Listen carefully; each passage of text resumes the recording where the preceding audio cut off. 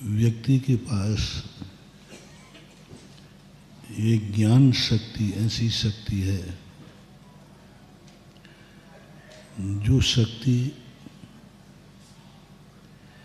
यदि परान्मुखी हो जाती है तो हमारा आत्मा की शक्ति कमजोर हो जाती है, और जब वह ज्ञान स्वयंमुखी हो जाता है तो हमारी शक्तियां उद्घाटित हो जाती हैं। जैन दर्शन ने अपने दो रूप धारण किए, एक समर्थ लोगों के लिए और एक असमर्थ लोगों के लिए। जो सम्यक दृष्टि हैं, जिनका सम्यक दर्शन दृढ़ है, निशंकित है, उनके लिए मार्ग बताया कि तुम स्वशक्तियों का जागरण करो, अपने अंदर की शक्ति जगाओ, अपने अंदर का स्वरूप जगाओ। तुम दूसरे के अधीन मत हो, तुम अपना फैसला करो, निर्णय करो। वैष्णव दर्शन में एक बहुत नीतिप्रद वाक्य कही है कि तुम दूसरे से ये मत कहो कि मैं तुम्हारा सहयोग दे रहा हूं। वे मित्र,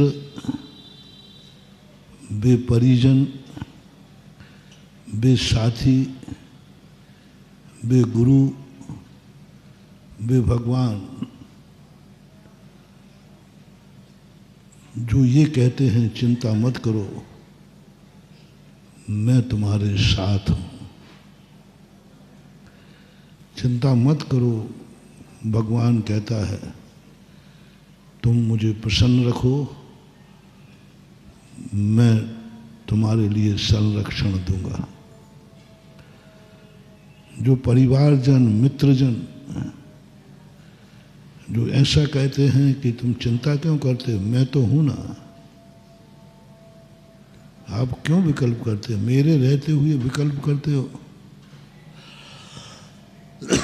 ये कथन करने वाले श्रेष्ठ आत्मीजन नहीं है।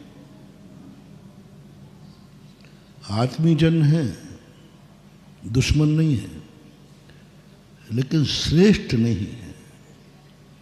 First, second, third. पहली क्वालिटी का व्यक्ति वही है जो अपना होगा, जो कभी यह नहीं कहेगा मैं तो हूं।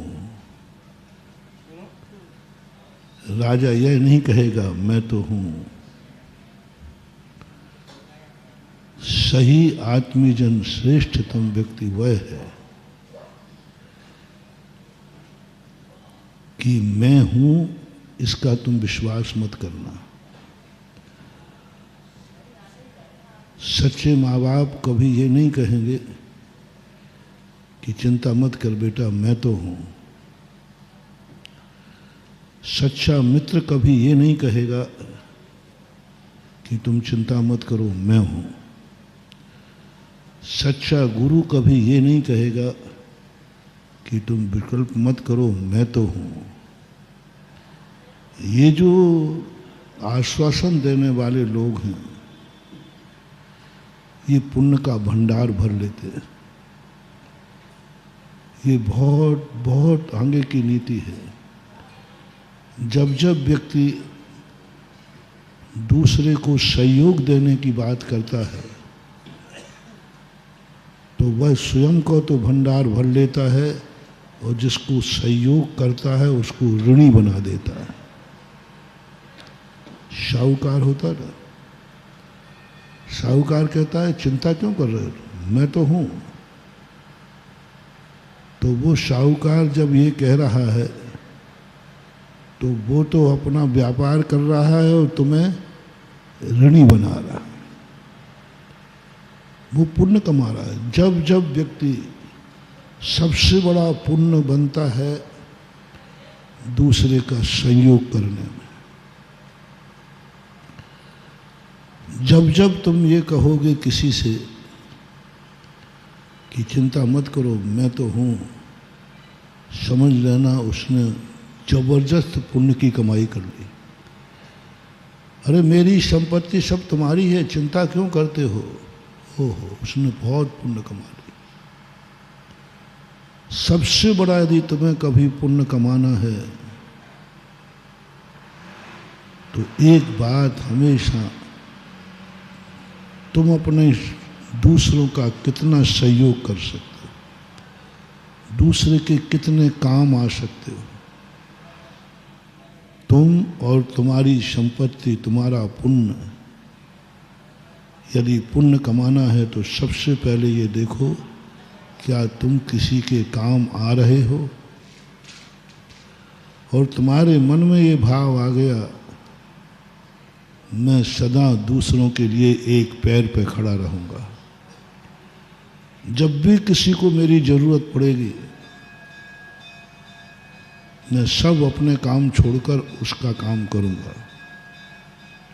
अपरंपार पुण्य बनता है। ये तुम संकल्प कर लो मात अकेला कि जब भी मेरी ज़रूरत किसी को पड़ेगी मैं सदा 100 काम छोड़ करके भी उसकी सहायता करूँगा।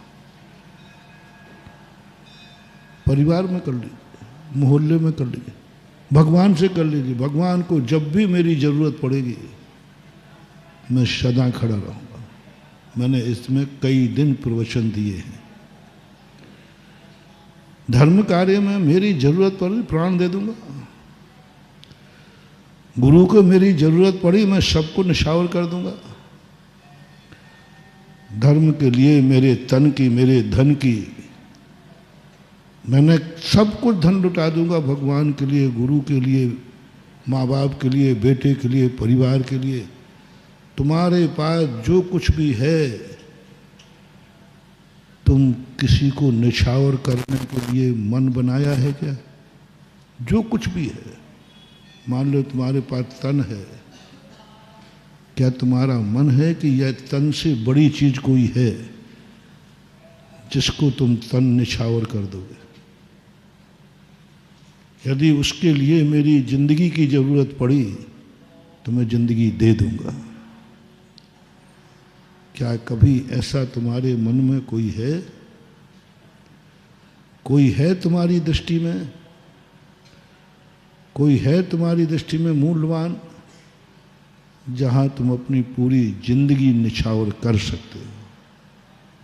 मरना पड़े तो मर सकते हो, उसका नाम बताओ। ऊपर से मत कहो बाबू, देखो ऊपर से कहोगे और हम तुम्हारे पे विश्वास कर लें और तुम भाग गए तो हम अकेले रह जाएंगे। हालांकि हम विश्वास करने वाले नहीं हैं क्योंकि ये संसार में कहने वाले बहुत हैं और बहुत मुश्किल हो जाता है। जय जिनेंद्र, अगर आपको मेरी वीडियो अच्छी लगती है तो प्लीज़ मेरे चैनल को सब्सक्राइब करिए, लाइक करिए, शेयर करिए। इसी तरह से अपना प्यार मुझे देते रहिए।